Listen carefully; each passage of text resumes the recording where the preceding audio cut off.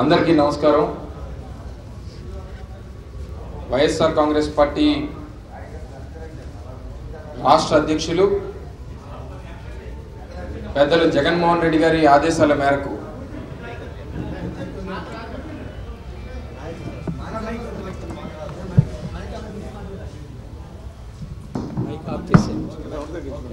YSR Congress party రాష్ట్ర అధ్యక్షులు జగన్మోహన్ రెడ్డి గారి ఆదేశాల మేరకు విశాఖపట్నం కేంద్రంగా రైల్వే జోన్ ఏర్పాటు చేయాలన్నటువంటి నినాదంతో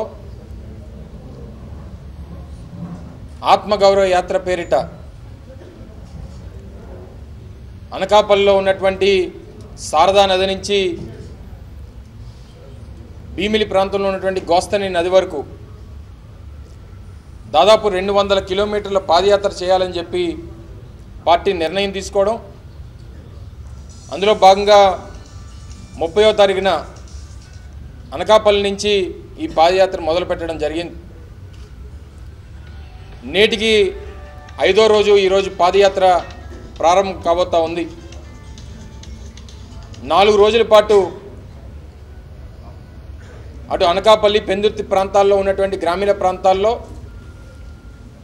అలాగే ఉక్కు నగరంగా పిలువబడుతున్నటువంటి గాజువాక ప్రాంతంలో 3 రోజుల పాటు దాదాపు 60 కిలోమీటర్ల పాదయాత్ర కొనసాగింది. ఏ ప్రాంతానికి వెళ్ళినా, ఏ గ్రామానికి వెళ్ళినా, ఏ సోదరుని కలిసినా సరే ఒకటే మాట, విశాఖపట్నం ప్రాంతం అన్యాయానికి గురవుతూ ఉంది. విశాఖపట్నంలో ఉన్నటువంటి అన్ని వసతులు, అన్ని సదుపాయాలు అన్ని పాలకులకి ఉపయోగపడుతుంది తప్ప విశాఖపట్నం మాత్రం ఏ రోజు కూడా విశాఖపట్నం ప్రాంతానికి రావాల్సినటువంటి రాజ్యాంగబద్ధంగా వచ్చినటువంటి హక్కులు ఏ రోజు కూడా రావట్లేదు అన్నటువంటి బాధ ప్రతి ఒక్క సోదరులో కనబడతా ఉంది. విభజన చట్టంలో పొందుపరిచినటువంటి అంశం 6 నెలల కాలంలో అమలు చేస్తామన్నటువంటి చట్టం చెప్తా ఉంటే నేటికి 3 సంవత్సరాలు పూర్తయి 4వ సంవత్సరంలోకి ఈ పార్టీలు అడుగు పెడుతున్నప్పటికీ నేటికి ఈ ప్రాంత ప్రజల తాలూకా భవిష్యత్తు ఆటలాడుకున్నటువంటి సందర్భాలు కనబడతా ఉన్నాయి. ఈరోజు విశాఖపట్నం కేంద్రంగా రైల్వే జోన్ ఏర్పాటు అయితే అటు విశాఖపట్నమే కాదు, అటు విజయనగరం, శ్రీకాకుళం ప్రాంతాల్లో ఉన్నటువంటి లక్షలాది మంది నిరుద్యోగ యువతకి ఈరోజు ఉద్యోగ అవకాశాలు వస్తాయి, వారి భవిష్యత్తు బాగుపడుతుంది. ఆ రోజు విశాఖ ఉక్కు ఆంధ్రుల హక్కు నినాదంతో ఈ ప్రాంతానికి విశాఖపట్నం స్టీల్ ప్లాంట్ సాధించుకొని లక్షలాది మందికి ఉపాధి సాధించుకున్నటువంటి ప్రాంతం మరొకసారి ఇటువంటి ఉద్యమం ద్వారా పెద్దలు జగన్మోహన్ రెడ్డి గారి నాయకత్వంలో ఈ ప్రాంత ప్రజల తాలూకా భవిష్యత్తు కోసం, ఈ ప్రాంతంలో ఉన్నటువంటి నిరుద్యోగ యువత కోసం, ఈ ప్రాంతం ప్రజలకి రాజ్యాంగబద్ధంగా వచ్చినటువంటి హక్కు కోసం ఈ పోరాటం కొనసాగుతూ ఉంది.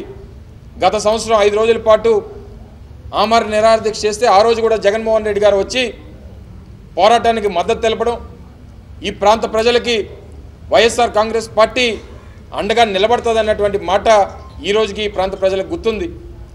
అందుకనే రేపు ఏప్రిల్ 9వ తారీఖున కూడా ఈ పాదయాత్ర ముగింపు రోజున స్వయంగా వైఎస్ జగన్మోహన్ రెడ్డి గారు విశాఖపట్నం విచ్చేస్తూ ఉన్నారు. విచ్చేసి ఈ ప్రాంత ప్రజలకు అండగా నిలబడతారు. ఈ పోరాటాన్ని ఆయన ముందుండి నడిపిస్తూ తప్పకుండా విశాఖపట్నం ప్రాంతానికి, మరి ముఖ్యంగా ఉత్తరాంధ్ర ప్రాంతానికి చిరకాల వాంఛ అయినటువంటి విశాఖపట్నం రైల్వే జోన్ సాధించుకుంటాం అన్నటువంటి నమ్మకం ఈరోజు ఈ ప్రాంత ప్రజలందరూ కూడా కలుగుతూ ఉంది.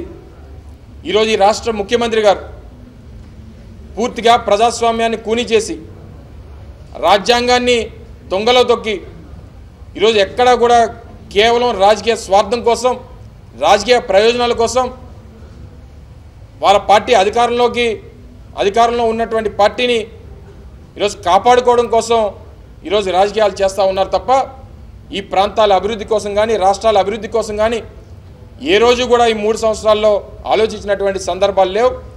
తప్పకుండా వైఎస్ఆర్ కాంగ్రెస్ పార్టీ నిరంతరం 3 సంవత్సరాలుగా పోరాటం చేస్తూ ఉంది. ఈ రాష్ట్ర భవిష్యత్తు కోసం, ఈ ప్రాంత అభివృద్ధి కోసం నిరంతరం జగన్మోహన్ రెడ్డి గారు పోరాటం చేస్తూ ఉన్నారు. మరి జగన్మోహన్ రెడ్డి గారి నాయకత్వాన్ని బలపరచమని, ఈ పోరాటాన్ని, ఈ ఆత్మగౌరవ యాత్రని జయప్రదం చేయమని, అందరూ కూడా ఈ పోరాటంలో భాగస్వాములు కమ్మని ఈ ప్రాంతంలో ఉన్నటువంటి వైఎస్ఆర్ కాంగ్రెస్ పార్టీ నాయకులు, కార్యకర్తలతో పాటు ఈ ప్రాంత అభివృద్ధిని కాంక్షించేటువంటి వారు, అలాగే ఈ ప్రాంతంలో ఉన్నటువంటి నిరుద్యోగ యువత, ఈ ప్రాంత అభివృద్ధి కోసం ఆలోచించేటువంటి ప్రతి ఒక్క సోదరిని కూడా ఈ పోరాటంలో భాగస్వాములు కమ్మని మీ ద్వారా వారందరినీ కూడా హృదయపూర్వకంగా కోరుకుంటూ, మరి ఉత్తరాంధ్ర వైఎస్ఆర్ కాంగ్రెస్ పార్టీ కన్వీనర్, శాసనమండలి సభ్యులు ఈరోజు కోలగట్ల వీరభద్రస్వామి గారు, అలాగే విజయనగరం పార్టీ అధ్యక్షులు పెద్దలు బెల్లాని చంద్రశేఖర్ గారు, అలాగే విజయనగరం నుంచి విచ్చేసినటువంటి పార్టీ సమన్వయకర్తలు పెద్దలు ప్రసన్న గారు, అలాగే సురేష్ గారు, అలాగే నాయుడు బాబు గారు, అందరూ కూడా ఈరోజు ఈ కార్యక్రమానికి సంఘీభావం తెలియజేయడానికి విచ్చేసినందుకు వారందరికీ కూడా పెద్దలందరికీ హృదయపూర్వకమైనటువంటి ధన్యవాదాలు తెలుపుకుంటూ, అనకాపల్లి నుంచి విశాఖపట్నం వరకు ఆత్మగౌరవ యాత్ర పేరిట పాదయాత్ర చేయటం, ఈ పాదయాత్ర ఆలోచన కానీ ఉద్దేశాన్ని కానీ ప్రజలకు తెలియచేయటం జరుగుతుంది.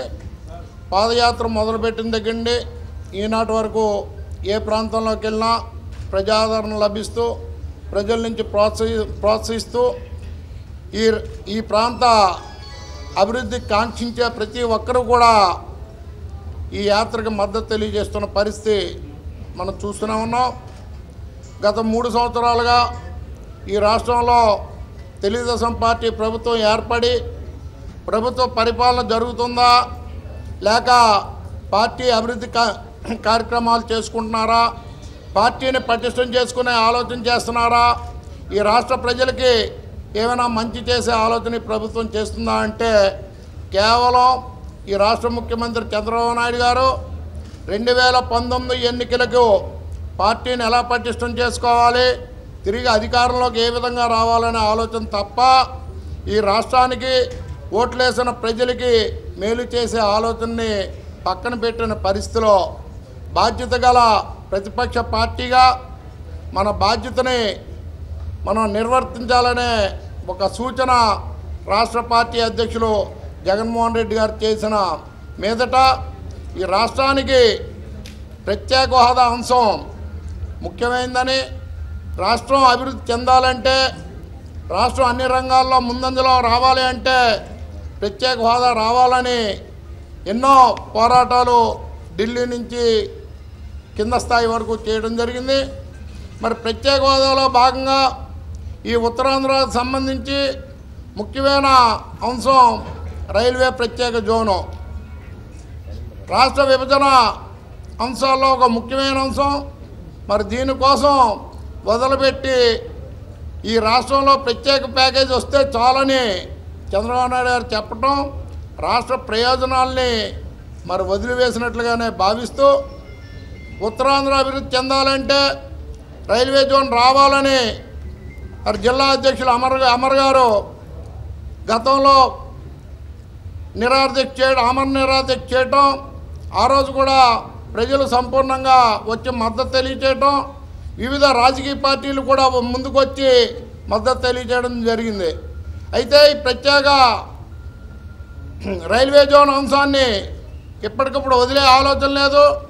రైల్వే జోన్ వచ్చినంత వరకు కూడా వైఎస్ఆర్ కాంగ్రెస్ పార్టీ పోరాటం చేస్తుంది. ఈ పోరాటంలో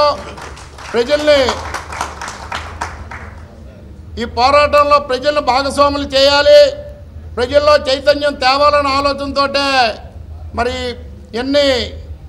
ఇంత ఎండాకాలంలో కూడా ఇబ్బందులు గురవుతున్నా కూడా పాదయాత్ర చేస్తూ కింద స్థాయి ప్రజానికానికి తెలియాలి, రైల్వే జోన్ వస్తే కేవలం కొత్త రైళ్ళు వస్తాయనే కాకుండా ఈ ప్రాంతం అన్ని విధాల వ్యాపార పరంగా అభివృద్ధి చెందుతుందని, ఈ 3 జిల్లాలో ఉన్న నిరుద్యోగ యువకులకి ఉద్యోగాలు వస్తాయని, అనేక ప్రయోజనాలు చేకూరుతాయని ప్రజలకు తెలియజేయాలన్న ఆలోచనతో ఈ పాదయాత్ర కార్యక్రమాన్ని చేపడుతున్నారు.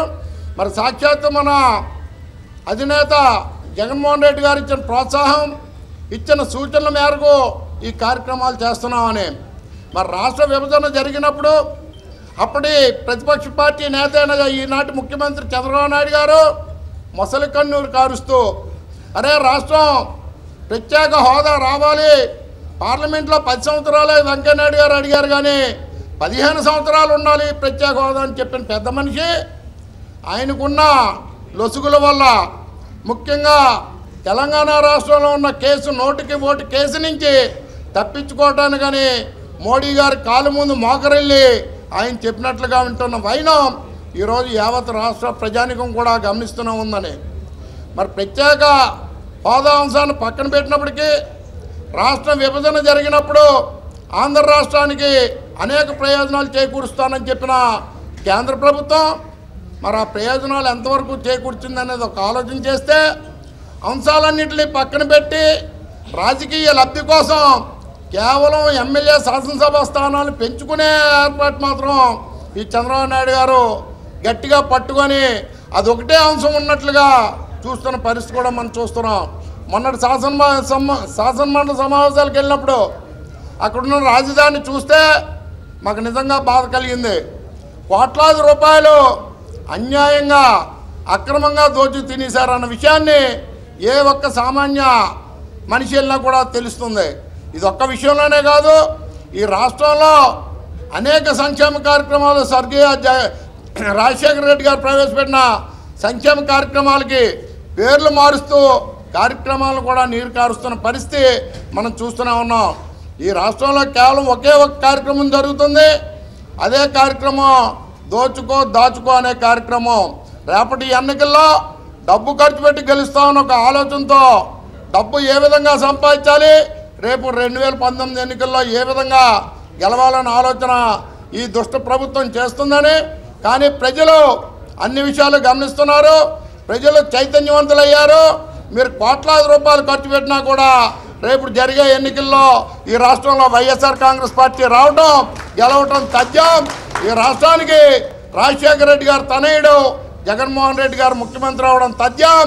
తిరిగి రాజన్న పాలన మనందరం చూస్తామని ఈరోజు జరుగుతున్న ఈ గౌరవ యాత్ర కేవలం వైఎస్ఆర్ కాంగ్రెస్ పార్టీకి సంబంధించింది కాదు, యావత్ 3 జిల్లాల ప్రజల సంక్షేమం కోసం ప్రయోజనం కోసం చేస్తున్న కార్యక్రమం.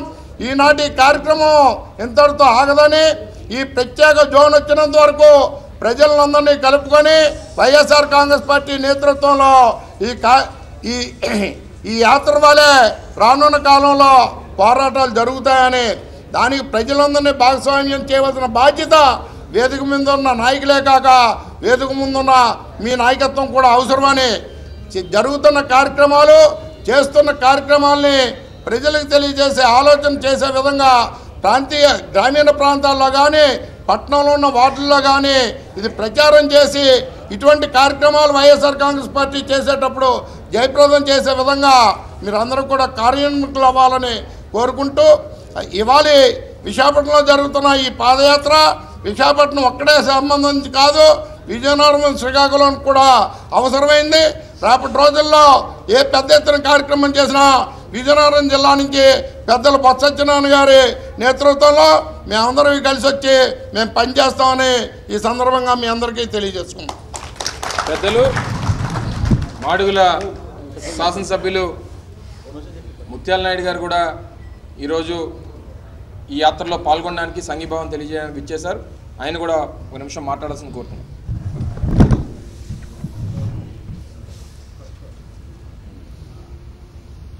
ఇప్పుడు జరుగుతున్నటువంటి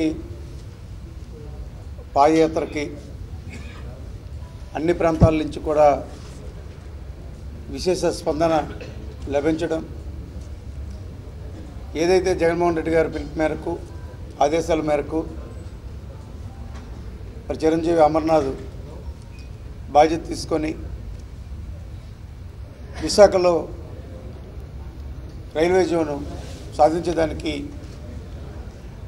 గతంలో ఆమరణ దీక్ష చేపట్టడం, దానికి ప్రాంతీయులందరూ కూడా మద్దతు తెలిపి ఆ కార్యక్రమాన్ని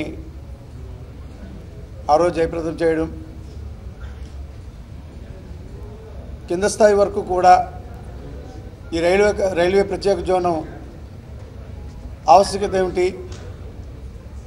మన ప్రాంతానికి ప్రత్యేక రైల్వే జోన్ వస్తే ఏ విధంగా యువతకి అవకాశాలు కలుగుతాయి, ఏ విధంగా ఈ ప్రాంతం అభివృద్ధి చెందుతూ ఉంది అనేటువంటి ఆలోచనతో ఈరోజు అమర్నాథ్ చేస్తున్నటువంటి పాదయాత్రకి ఈ ప్రాంతంలో ఉన్నటువంటి ప్రతి ఒక్కరూ కూడా అన్ని విధాలుగా సహకరించి మద్దతు తెలియజేసి మరి అమర్నాథ్ అడుగు వేస్తూ పాదయాత్రని జయప్రదం చేస్తున్నటువంటి ప్రతి ఒక్కరికి కూడా వైఎస్ఆర్ పార్టీ తరపున హృదయపూర్వక ధన్యవాదాలు తెలియజేసుకుంటూ మరి ముఖ్యంగా ఈరోజు రాష్ట్రంలో జరుగుతున్నటువంటి రాజకీయ పరిస్థితులన్నీ కూడా చూస్తూ ఉన్నారు.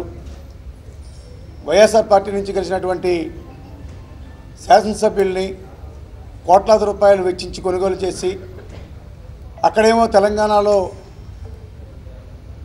మరి కేసీఆర్ ఆ రోజు తలసాని శ్రీనివాస్ యాదవ్ని తెలుగుదేశం పార్టీ నుంచి గెలిపొందినటువంటి తలసాని శ్రీనివాస్ యాదవ్కి మంత్రి పదవి ఇస్తే ఆ రోజు ఇదే చంద్రబాబు నాయుడు ఏ పార్టీలో గెలిస్తే ఏ పార్టీలో మంత్రివర్గంలో ఇచ్చారు, నీకు నీతి నిజాయితీ ఉందా అని ప్రశ్నించినటువంటి చంద్రబాబు నాయుడు ఈరోజు ఆంధ్రప్రదేశ్కి వచ్చేసరికి వైఎస్ఆర్ పార్టీ నుంచి గెలుపొందినటువంటి శాసనసభ్యులను తీసుకొని పోయి వాళ్ళకి నలుగురికి మంత్రి పదవులు ఇచ్చారని అంటే ఈరోజు ఏ మాట అయితే మాట్లాడాడో చంద్రబాబు నాయుడు, ఈవేళ చంద్రబాబు నాయుడికి నీతి నిజాయితీ ఉందా అని చెప్పి మరి వైఎస్ఆర్ పార్టీ ప్రశ్నిస్తూ ఉంది.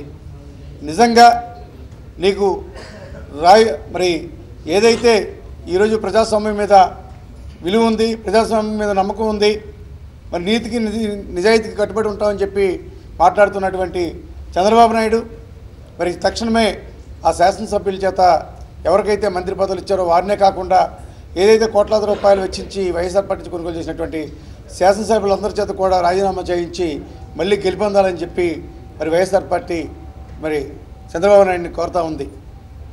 జగన్మోహన్ రెడ్డి గారిని అసెంబ్లీలో ఒక ప్రతిపక్ష నాయకుడిగా ప్రజల తాలూకా ప్రతి సమస్యని కూడా వేదికైనటువంటి అసెంబ్లీలో ప్రస్తావించకుండా కనీసం 5 నిమిషాలు కూడా మాట్లాడేటువంటి అవకాశం కల్పించకుండా ఏ విధంగా నిరోధించారు, ఏ విధంగా ఏదైతే సబ్జెక్టు మీద చర్చ జరుగుతూ ఉందో ఆ సబ్జెక్టు వదిలిపెట్టి కేవలం మరి జగన్మోహన్ రెడ్డి గారిని వ్యక్తిగత దోషాల మీద మాట్లాడడానికి ఎక్కువ తెలుగుదేశం పార్టీ సమయాన్ని వెచ్చించింది అనేటువంటిది దానికి అందరూ కూడా ఒత్తాసు పలకడం ఇది రాష్ట్ర ప్రజలందరూ కూడా చూస్తూ ఉన్నారు. ఎప్పుడు ఎన్నికలు వచ్చినా సరే ఈ రాష్ట్ర ప్రజలు వైఎస్ జగన్మోహన్ రెడ్డి గారిని ముఖ్యమంత్రి చేయడానికి సిద్ధంగా ఉన్నారు. మళ్ళీ ఆంధ్రప్రదేశ్లో రాజన్న రాజ్యం మరి ఏదైతే రాజశేఖర రెడ్డి పరిపాలనలో మరి అందరూ కూడా సుఖశాంతులతో అన్ని విధాలు కూడా అన్ని కార్యక్రమాలని మంచిగా చేసుకున్నారో అటువంటి రాజన్న పాలన మళ్ళీ రావాలనుకుంటే 2019 రాబోయేటువంటి ఎన్నికల్లో మరి ఈ రాష్ట్రానికి జగన్మోహన్ రెడ్డి ముఖ్యమంత్రిని చేయడానికి ప్రతి ఒక్కరూ కూడా సాయశక్తులా కష్టపడి మరి వైఎస్ఆర్ పార్టీ జెండా రెపరెపలాడుతూ ఎగరడానికి విశాఖలో రైల్వే జోన్ వచ్చేదానికి కూడా ప్రతి ఒక్కరు కూడా నిరంతరం శ్రమించాలని చెప్పేసి కోరుకుంటూ సెలవు తీసుకున్నారు. జై హింద్.